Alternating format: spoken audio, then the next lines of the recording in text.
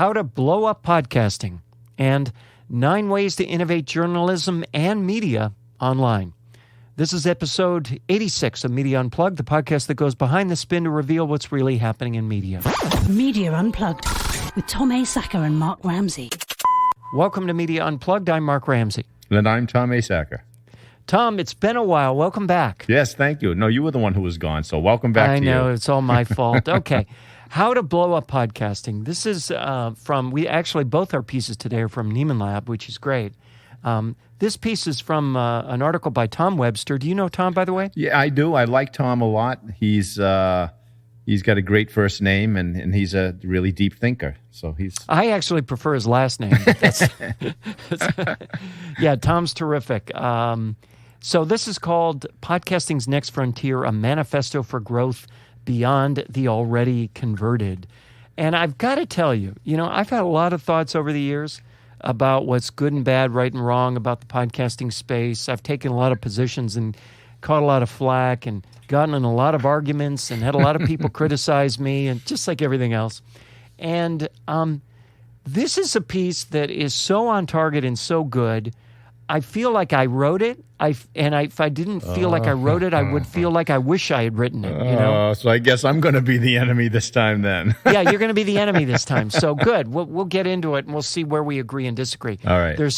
By the way, I'm going to find some things in here which I think aren't objections to what Tom wrote, but rather kind of other ways of looking at some other things. But yeah, let's get into it. I'm glad you have some opposition to some stuff. No, I do, but I want to hear it. your point of view, because he's writing this on the heels of giving this presentation at Podcast Movement, and you gave a presentation there as well. So yeah. I'm interested to find out, based on what you heard and saw, if any of your views have changed, been updated. So I think this is a good launching off piece for that. Yeah, I absolutely think so. So let's get into it a little bit. So the basic thrust of his piece is, look, let's not focus on the people who say they're listening to podcasts. We always talk about that growth, and that's great, but let's focus on the people who aren't listening to podcasts. And he points out something that I've been droning on about for years, which is the growth in podcasting is actually quite slow. Right. Yes, it's growing, but yes, it's slow. And he also zooms in on the one statistic that I always consider the single most important statistic of all, which is not familiarity, which is not monthly usage. It's the number of people who say they listened in the past week. That, in my mind, is the single most important stat, because last week implies some recency, some regularity, some frequency, and that statistic has topped out at a big fat 17%, according to the Edison numbers. And he acknowledges that. He said, we have to get out of our own bubbles and understand the real bottlenecks to the growth of podcasting, because it just isn't growing that fast. Thank you, Tom. So before I keep going on, are you on the same track as me so far? So far. He started off with something that kind of puzzled me a bit when he said that podcasting, he thinks it's a medium. So I started to think about that. I said, okay, I know the internet's a medium. Radio is a medium. But podcasting, because if podcasting is a medium, that means that watching a movie on your phone is a medium. Reading an article on your phone is a medium. I don't see how all this stuff are mediums. Because look at it, a lot of podcasting is listened or is consumed through YouTube. So yeah, I think, okay, I see where you're headed. I see where you're coming from, and I see what you're reading there. And I'm not going to pretend to speak for Tom other than to say, I think if he were here now, what he would say is that you are misinterpreting his point. That what he's really talking about and who he's really talking to he's not talking about the expression of audio on demand across all platforms. He's talking about people in the podcast space who think the world begins and ends with their RSS feed and this thing called podcast. Okay. People in the podcast space who are so stuck in the bubble that they think the problem with, quote, podcasting is that we need to teach more people how to use, quote, podcasts. He is, I think, right about that, and I think you would agree with that point of view, and I think he would certainly agree with yours, that and here's how I sum it up, and he kind of alluded to this later in the piece, this is my language. This is what I would write if I were writing this. There's no such thing as a podcast. There's no such thing as podcasting. There are only shows. There are audio-driven shows. There are video-driven shows, depending on if there is a medium that, even on YouTube, you would have to admit audio podcasts are audio-driven. Right. But there are only shows, and all people care about are shows. So if people say I'm not familiar with podcasts or I don't have a reason to listen to a podcast, I mean, what they're saying is literally true, because no one says I don't have a reason to watch Roku. I don't have a reason to watch, YouTube. They say, what is the show? What is the video? What is the strip of entertainment or information that you expect to attract me there? Why should I bother? Tell me the show. Let me listen to the show. I get it. That's and that is a perspective, Tom, that you and I are already there. Yep. The vast majority of people in the podcast space are not. There's still a huge amount of people in the podcast space who are saying, we're better than radio. Thank God we're not radio. There's this whole still weird kind of podcasting thing where people view the silo based on its borders rather than its potentiality. Okay, and that's what I wanted to make clear, right? Because in his article, he had some interviews with some people, video interviews with people. And imagine if he had said to any of these people, not, have you listened to a podcast? You know what a podcast is? Not that at all. But if he had said something like, hey, did you see that interview with Oprah and such on YouTube last week? Or did you listen to that interview? Mm-hmm. And they would say, yeah, I listened to that interview. Okay. If it was just listening to an interview, isn't that in the delivery of audio via the internet? Right? Yes, it is. And he would agree with you that it is. All right. And this is, consider his audience. When you're speaking in front of a big crowd at Podcast Movement, you're not talking to Joe and Jane ignorant of podcasting. Right. You're talking to Joe and Jane too far inside the bubble of podcasting. And that's why this is written the way it is. But he does make the points that you're describing. I mean, here's one I'm at now. The 52% who know what podcasting is but don't listen to any. He says they're different people than the existing audience for podcasting. They don't need podcasting explained to them. They need a reason to care, right? Mm-hmm. They've had no reason to find out what a podcast really is because we haven't really given them a reason to find out. And he's getting closer and closer to your point here. I'm just going to go farther in so that I can find it. Good, because I want to ask you some about that 17% thing that you said about the growth curve. Oh, okay. Here it is. Here's the section that I couldn't agree with more. The nevers, who agree that there are so many podcasts you don't know where to start, right? The people who say, that's why I don't listen. He said, look, if you read this as a discovery issue, you've read the wrong... Of course. You've read this wrong, friends. These aren't people who already listen to podcasts. These are the people who have never listened to a podcast. The issue is not that there are too many. The issue is that there isn't one. Here's the simple truth. Just as it was for Netflix, Hulu, and any other form of new online media, the on-ramp is the show. Yeah, look, Netflix, when you get used to using Netflix as a platform, so you're clicking around and you're saying, I don't know, we've seen that. What's new? I don't know. Does that look good? That's a discovery issue. You're already on the thing and you're looking for something to consume. Mm-hmm. So the question is, and again, this is the interesting part. If I'm on the internet, right, because that's where this stuff is coming from, right, and I want to consume audio, do you see how like the decision-making process works? I'm on the internet. Now I desire to consume audio. And that's what I thought was interesting because he said the growth curve, the growth curve of streaming music is nearly identical to the growth curve for smartphone penetration. So then why doesn't podcasting's curve look like that? Now, I want to know, do you think he's being rhetorical? Because if you take a look at all the radio stations in the world, what percentage listen to talk radio? He's absolutely being rhetorical. Okay.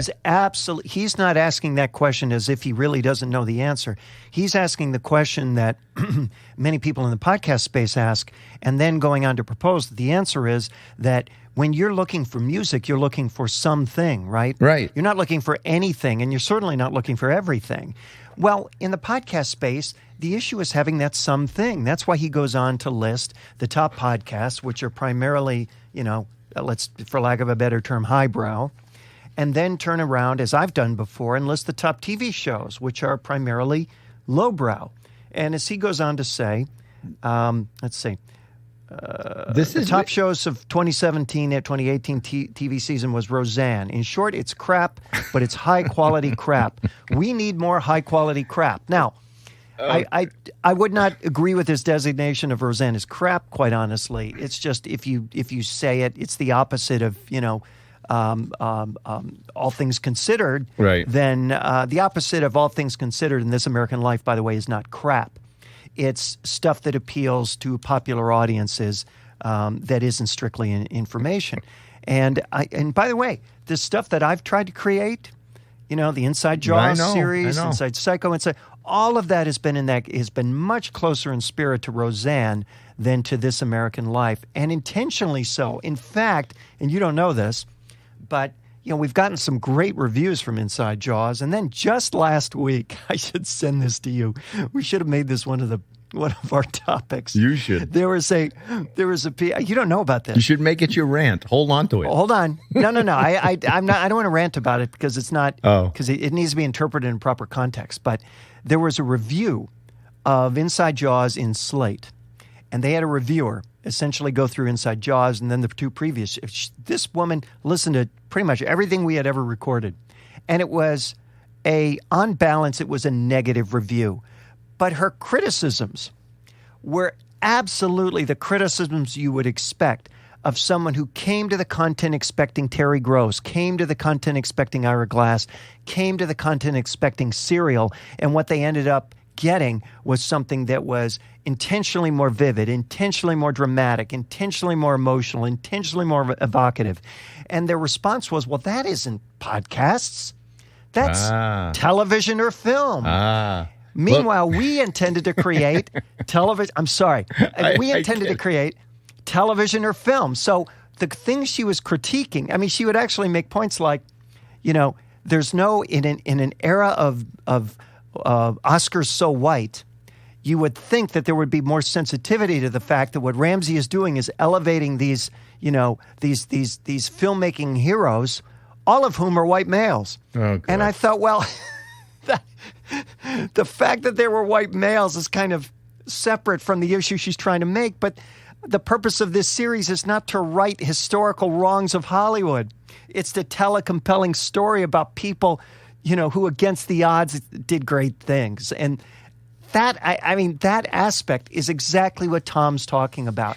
That is my Roseanne. That is my high-quality crap. And that is a story worth telling. And it's because of the absence of more things like that we don't have more people with more reasons to listen to more audio on demand, no matter what it's called. End of rant. Oh, man. Where do I even begin with this? Look, this is what I think is going on. I think that we have to kind of turn the whole argument upside down for a minute and say, when people are searching for video content, what are they looking for? And then Tom Webster comes along and he says, oh, they're looking for NCIS, they're looking for, right, all of those shows, right?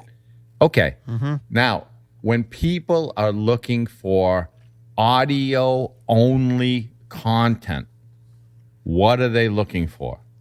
Now, he basically laid it out. He said 77% of the time, they're looking for music. Mm-hmm. That's what they're looking for. Mm-hmm. So if that's what they're looking for, then if you're going to do a podcast and you've got, you've got that 23% of the population that's looking for something other than music, is that something that we should be looking to grow as, the whole thing about let's grow podcasting. Look, you got 23% of the population that wants to listen to audio other than music. Are you giving those people what they want, when they want it, how they want it? Are you giving them the shows that they want? Well, that I think, too, is Tom's point, which is the people who are interested in things beyond music. And by the way, I would also challenge the assertion that it's only 23%, compared to what? The 23% who have a sense of what's out there, the 23%, in other words, that's 77%. Do they know what the point of reference is? Do they envision America's Got Talent? Do they envision Roseanne? Do they envision Inside Jaws? No, I hear or do you. Do they envision, just guys talking, wasting my time? Who knows what they envision? In other words, there's still, just as even in the television context, it wasn't always Handmaid's Tale. It used to be, what's my line? Oh, look, I hear you. Look, this is where our fundamental disagreement is, okay? Because when he wrote that the number one competition for your podcast isn't another podcast, it's Netflix, he's lost his mind. Look, this is what I'm trying to tell you. Okay, let's go for a minute with his premise. Podcasting is a medium. I'm not sure that it is, but let's go with it. Then you've got to ask yourself something. What is unique about people's use of this medium? When, where, why do they use it? Audio is pretty much a solitary, multitasking listening experience, right? I don't know too many people that have like a bunch of people over for a cookout and say, let me turn on Serial. You're going to love this, people. Because you'll have a bunch of people saying, shut that thing off, put some music on. It doesn't appeal to those types, to a large audience or even a medium-sized audience. I think it's a solitary experience. And I also think it's a multitasking experience, right? It's like, okay, I'm on a stationary bike. Okay, I'm driving. I'm at the gym. I'm cutting the lawn. Whatever I'm doing, I want some more stimulation into my brain. Give me something to listen to. So that's my bias about this medium. It's you've got to give these people what they want, where they want it, what they're doing. You've got to understand it, because Netflix, if you think you're going to come out with a podcast that's going to draw someone away from Breaking Bad, you have lost your mind. It's not going to happen. That's a good point. So let's unpack that a little bit, because I don't want to be in the position of speaking for Tom, but that kind of Netflix analogy is the kind of thing that I would make, but I would mean it as an intentional overreach. What I would really mean by that, if I were to say it, is that your competition isn't every other podcast. Your competition is whatever else I can do with my attention.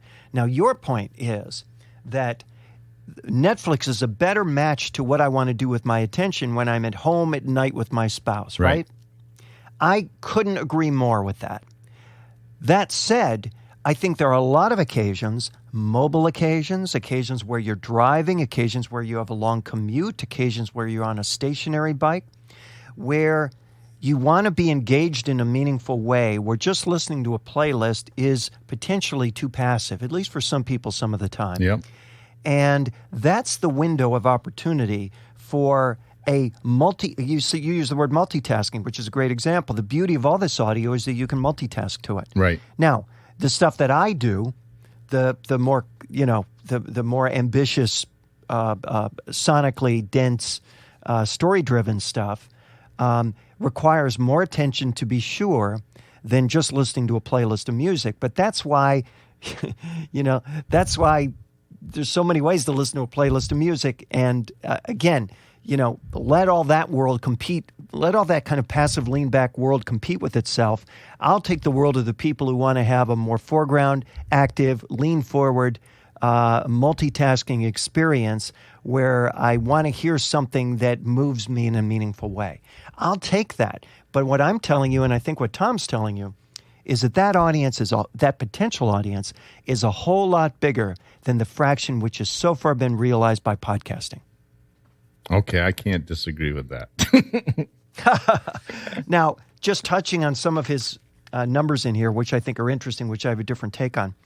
So, real or perceived listening barriers. I just want to touch on some. He's got some great graphics in here, which I have a take on. So, let me start at the beginning. Real or perceived listening barriers. Here's what people who don't listen to podcasts are thinking. 37% don't really understand what a podcast is. Well, 48% not sure how to listen to a podcast. This goes to your point of why are we making the question so complicated, right?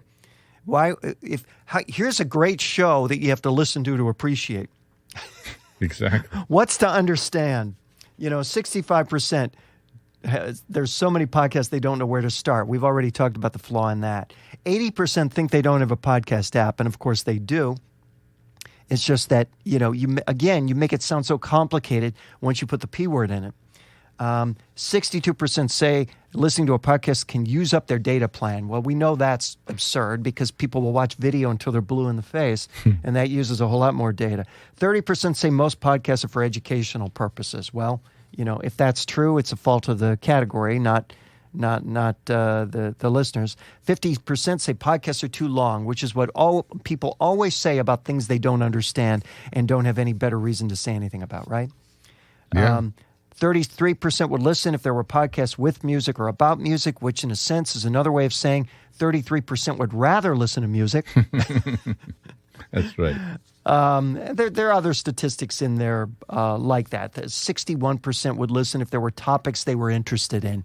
Well, again, all these questions are so academic, right?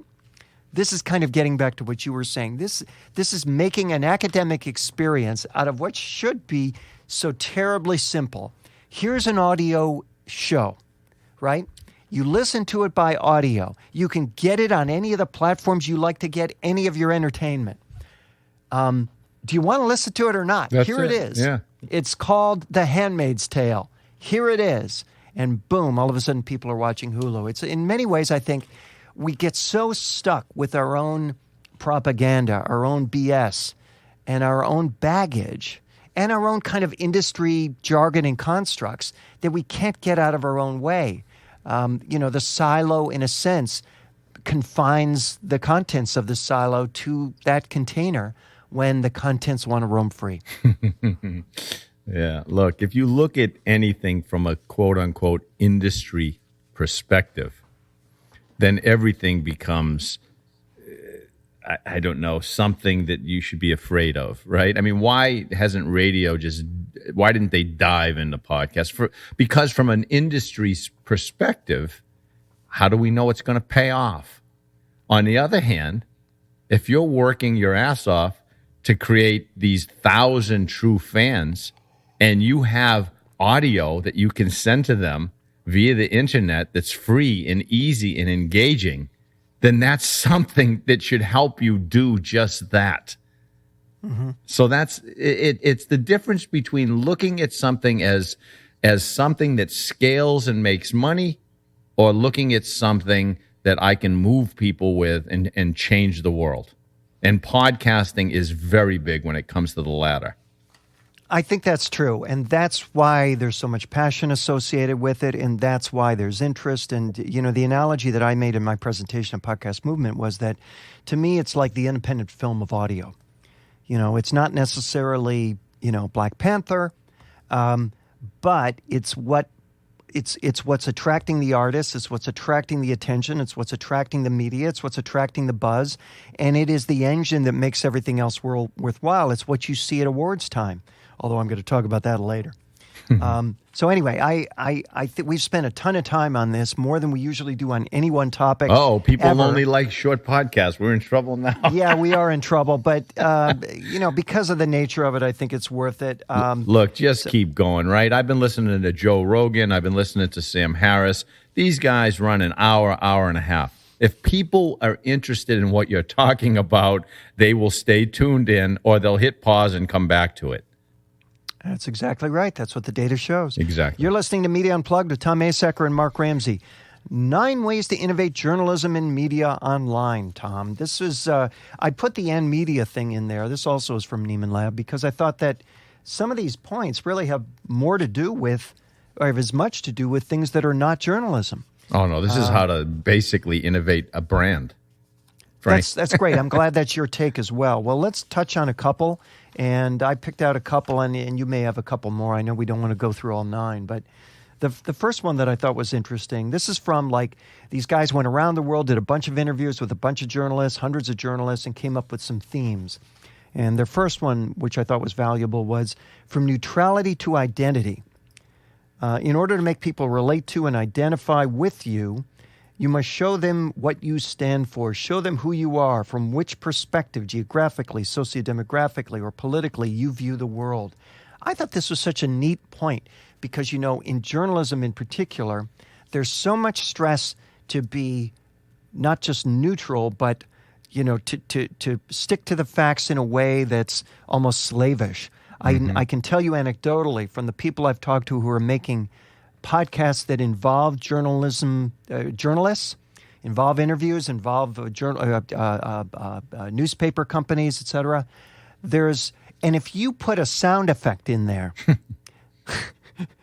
they will have a meltdown because if a door opens and they can't ascribe that to the actual opening of that door in that moment from source audio, they will freak out. So it is kind of crazy.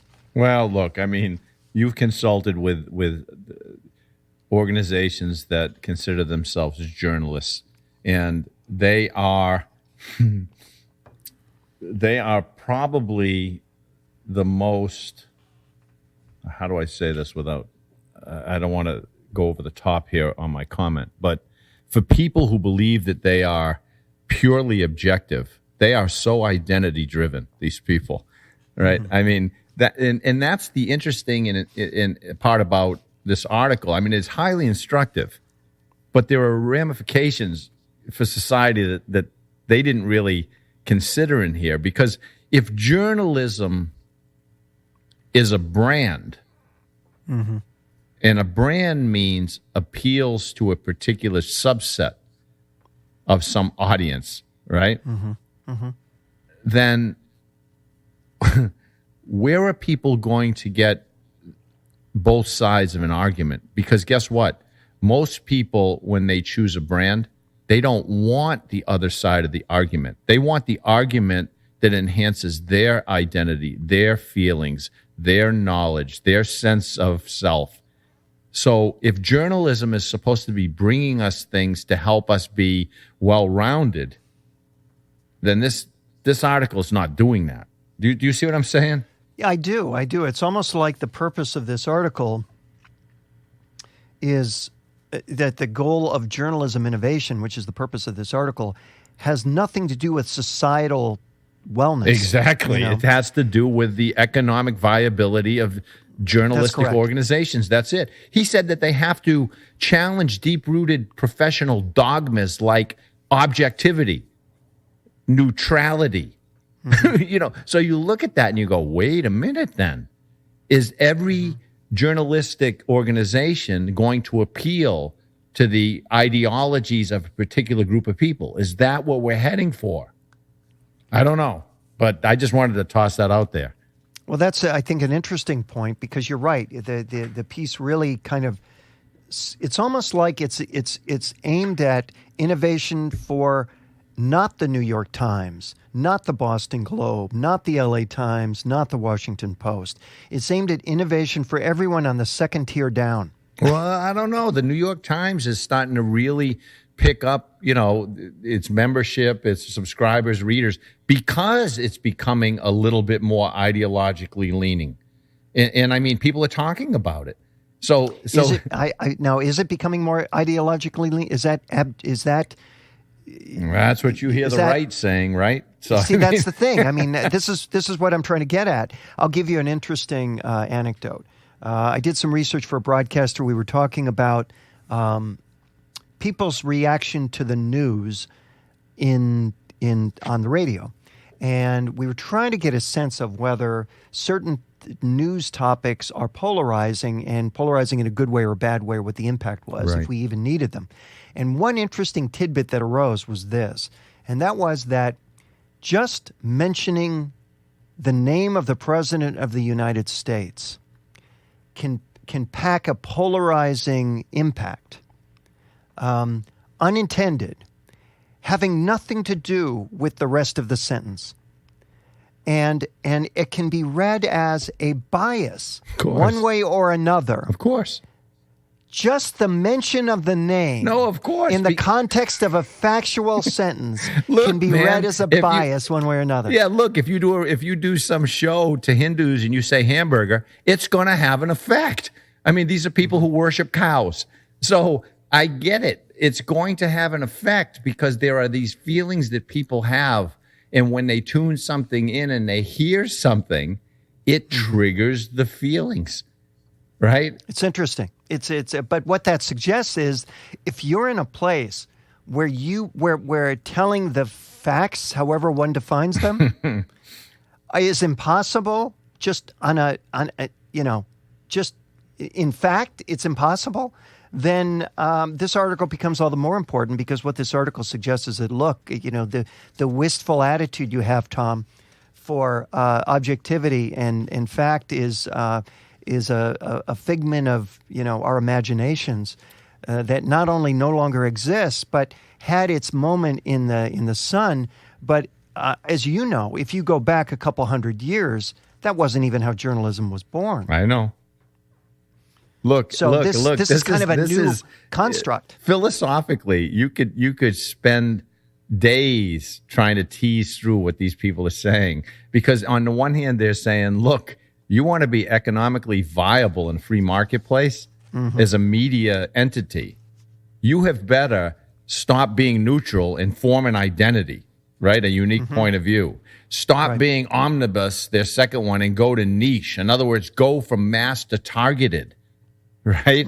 Right. So what does that mean? So if you're an American news organization, is your news targeted to Americans? Or since America is fragmenting into all these subgroups, do you appeal to the subgroups' interests and points of view? And that reinforces the filter bubble that all these people are trapped in anyway. That's right. Right? That's right. So, well, I mean, I think what you're describing is a world where the most authoritative publications lean into these trends and continue to project the aura of neutrality to an audience that no longer knows it when they see it anyway. Yes. Well, no. This is what they've got to realize. If you're a journalistic organization, is you have to remember this phrase, media consumption. And you have to be really cognizant of what you're feeding people. Sure, you want them to be attracted to it and to feel good, but you've got to care about their long-term health, right? Which means you've got to figure out, how do we engage and educate people to create tolerance, connection, I don't know, thoughtful civil discourse, stuff that we're not seeing because everyone is, appealing to a particular subgroup or psychographic. This is what scares me about this. This thing is absolutely right if you're selling beer. I see. And it makes me nervous if you're selling journalism. The points you're making are in here later, right? But the point number one is the one we just read. All of those other, like from flock to club, in other words, take readers, make them members. We've talked about that before, right? Make them members. Right. From ink to sweat, which means it's not just about what you publish, it's about engagement, right? Engagement. From speaking to listening. So stop being so interesting. Try to be interested in them. Right? Yeah, so that I get your point, that this is what you could, Miller Beer could have these could be the same points to advise Miller Beer. Absolutely. Right? From problem to solution. Well, that was a good one. None of these things are wrong. Yeah, but there are a lot of good ones in here. But all of them follow point number one, which is the one we started with, which is from neutrality to identity. Yep. And your point is, the minute you go from neutrality to identity, you've created a filter bubble. Absolutely. And anything else you do within that filter bubble still lives in the filter bubble. Yeah, because that's what identity is. It's a filter bubble. Yeah. So like I said, there's such a catch-22 going on, right? because if you lose, because you're trying to be a little bit more neutral, a little bit more tolerant, if you start losing people who don't identify with you anymore, what happens? This is a really interesting time for the media, for journalists, not for the media.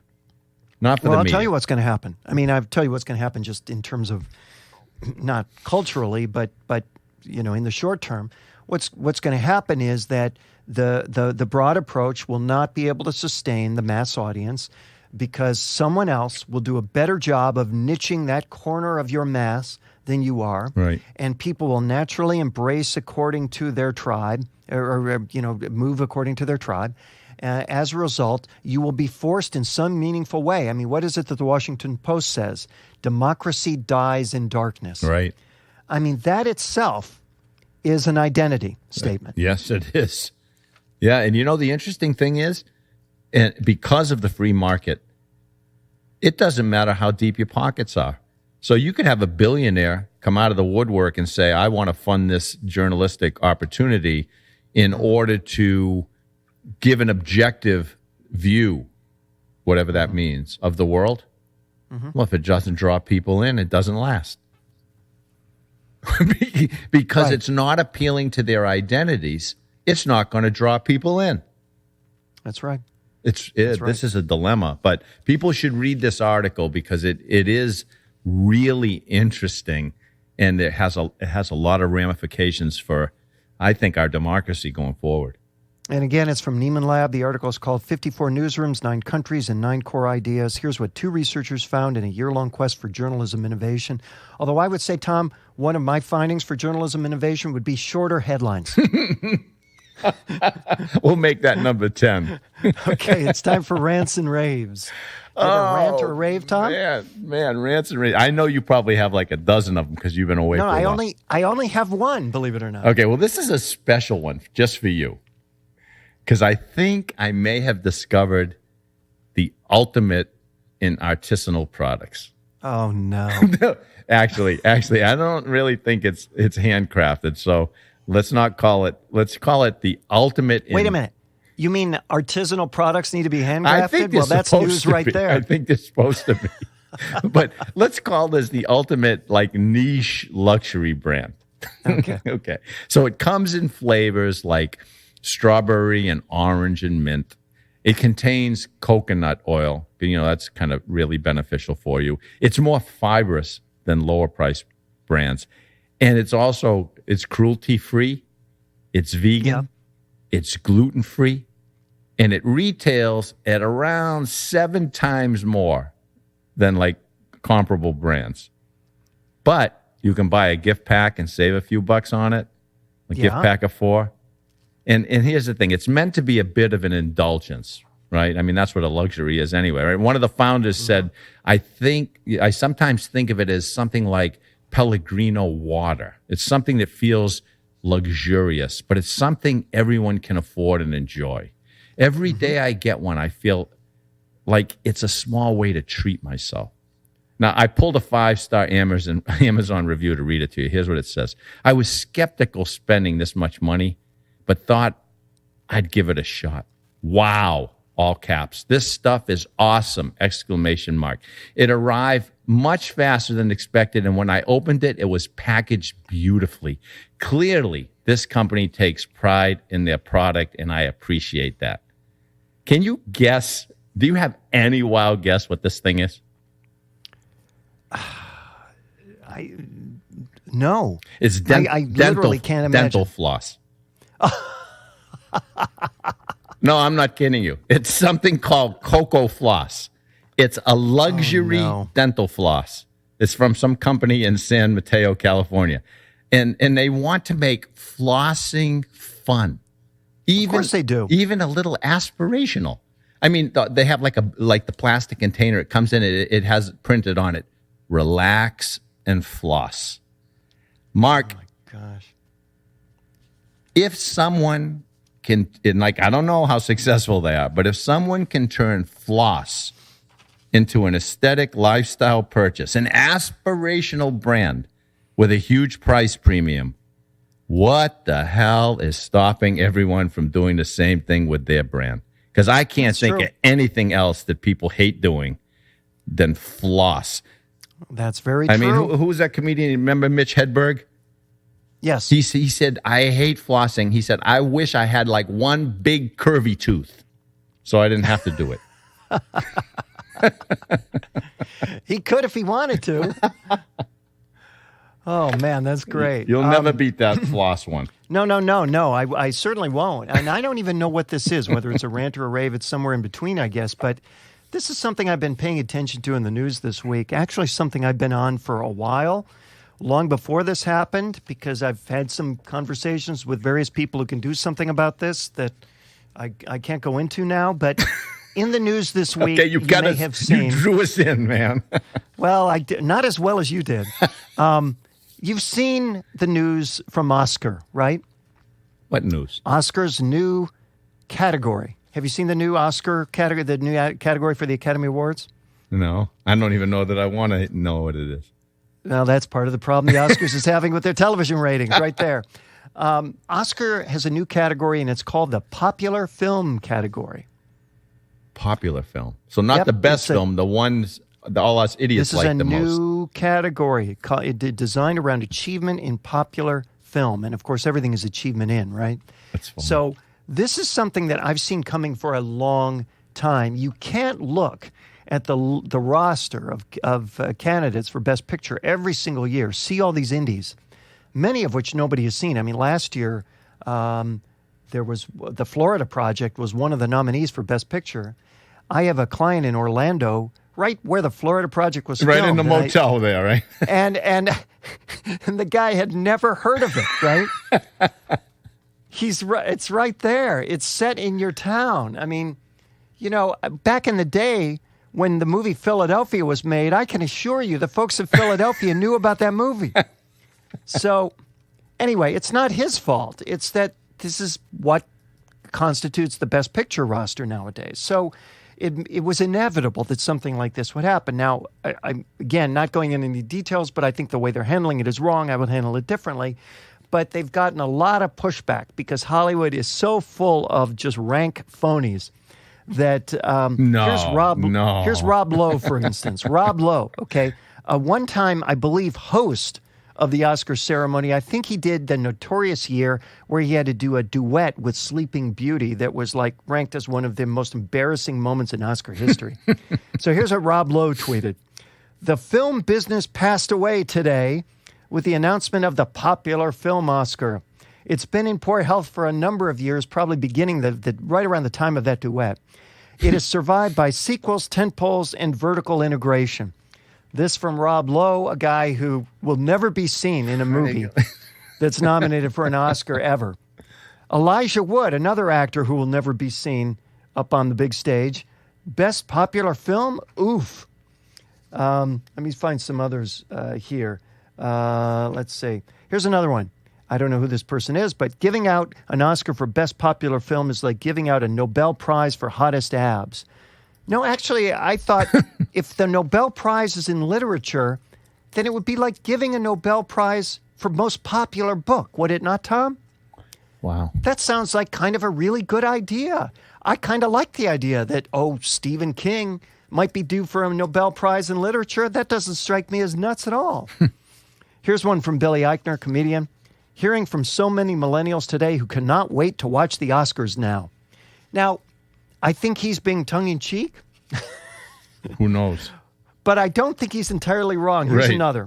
Mark Harris. Oh, Christ. AMPAS just announced that it will be presenting some awards off the air and creating a new category to honor popular films. These are bad, pandering, desperation-based decisions, and I hope they reconsider.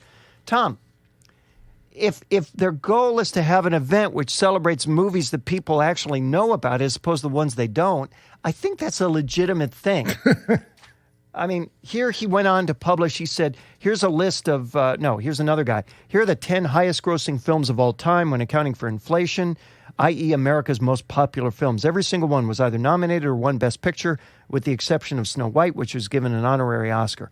Popular films are films.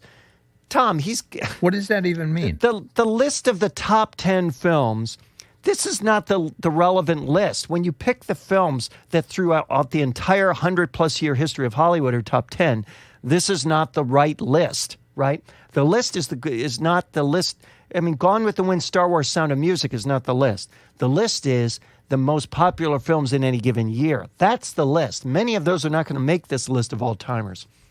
So I just found this whole conversation. And then Jason Blum from Blumhouse, a company that creates lots of very popular, very inexpensive, primarily genre films, with the exception of few films that break out, even genre films that break out, like Get Out this past year, Right.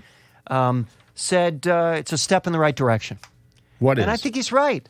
Yeah. This move, I think he's right. It is a step in the right direction. How are they going to judge this? Well, that's part of the problem. They Right. didn't specify that. That's funny. So everybody's upset about something that they don't even understand. Yeah, but what they know is, how are you getting... Look, popularity is defined according to those consumption, stupid masses. right? What do they know Come about on. movies? I know.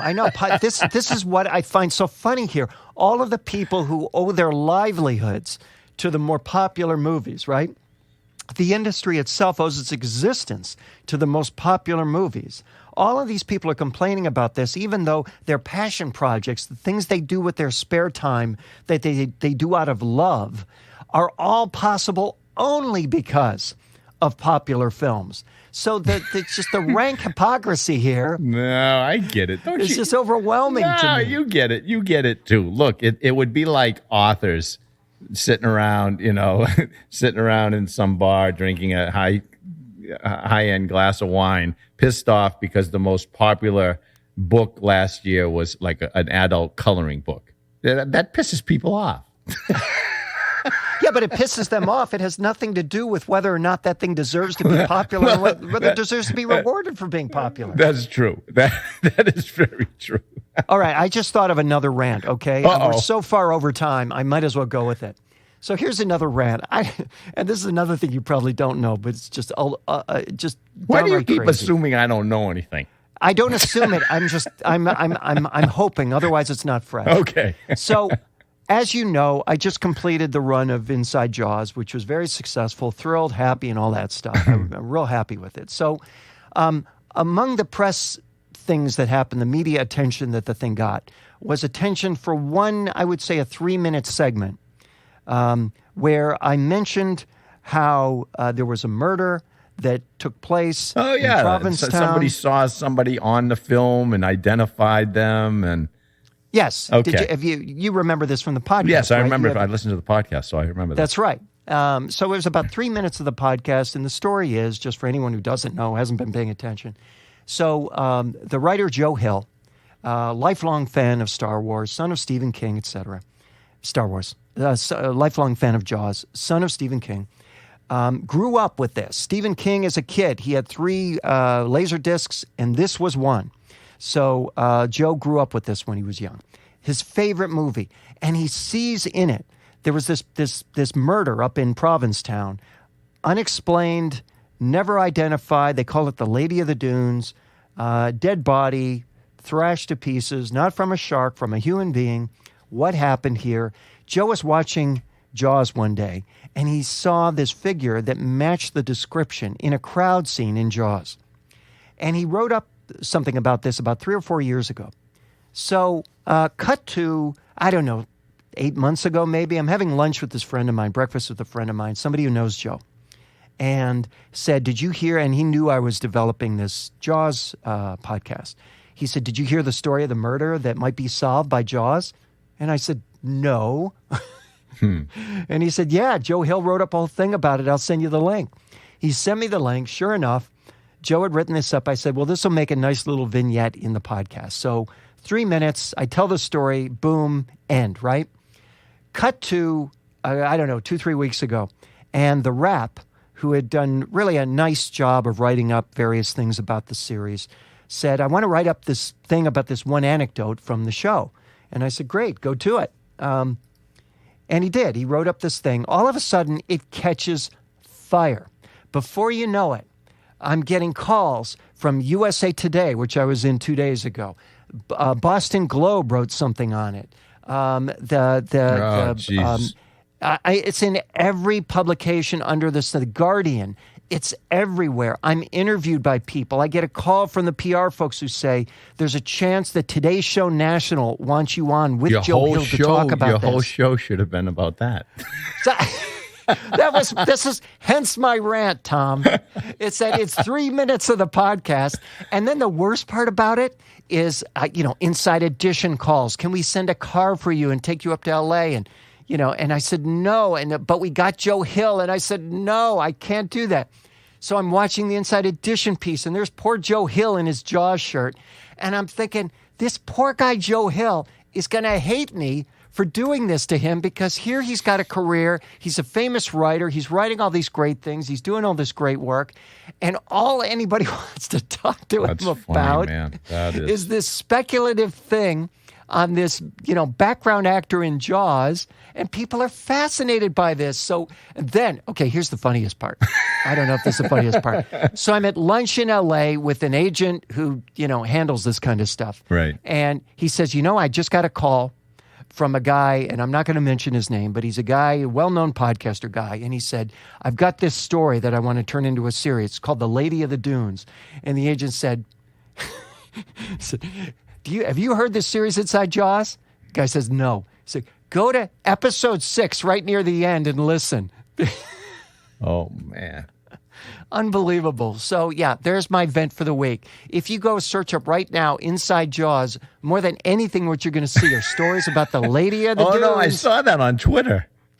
There you go. Yeah. And Joe Hill and me, like a couple of, clowns, talking about this thing that neither of us would like to spend any time talking about, because it has nothing to do with the stuff that matters. God, so there's my surprise rant for those of you who've stuck with us for very nearly an hour now, putting to test the notion that people will actually listen to this show for more than 30 minutes. That is Media Unplugged for this week. I hope. Please remember to subscribe to us at Apple Podcasts, Spotify. Wait, Mark. What now? In that Tom Webster article, he said not to say all that stuff at the end of the podcast. Please subscribe to us. He said that it's a waste of time. Tom, you didn't look ahead in my script. Oh, okay. Keep going. I took it out. And then a guy, a very helpful guy who's listening to the show right now, I got to look up, see if I can find his name. He pulls me aside in the Panera, and he said a couple of tips. He was actually very helpful. His name was Ravi Jayagopal from subscribeme.fm. He said, I have a couple of tips. And one of them was, don't ask people to rate the podcast. It doesn't do squat for the podcast. And I said, okay, Ravi. So thank you, Ravi, for that. Now let me finally get to the outro. Okay. Please remember to subscribe to us on Apple Podcasts, Spotify, Stitcher, Google Podcasts, wherever you're listening now. Oh, Tom didn't want us to say that either. No, that's my point. He didn't even want you to say that. I don't know what he wants you to say. He just wants you to say, see you later. You can follow Tom on Twitter at Tom Asacker and Mark at Mark Ramsey Media. Send us your questions or comments using hashtag Media Unplugged. If there's a media topic you want us to cover, tweet us. This is the thing Ravi told me to do. You can also email us at mramsey@markramseymedia.com and tomasacker@gmail.com. See, there you go, Tom. Uh-oh. Catch up on older episodes, older and much shorter episodes at our website, Media Unplugged. But we haven't done one in a few weeks, so we're making up for it.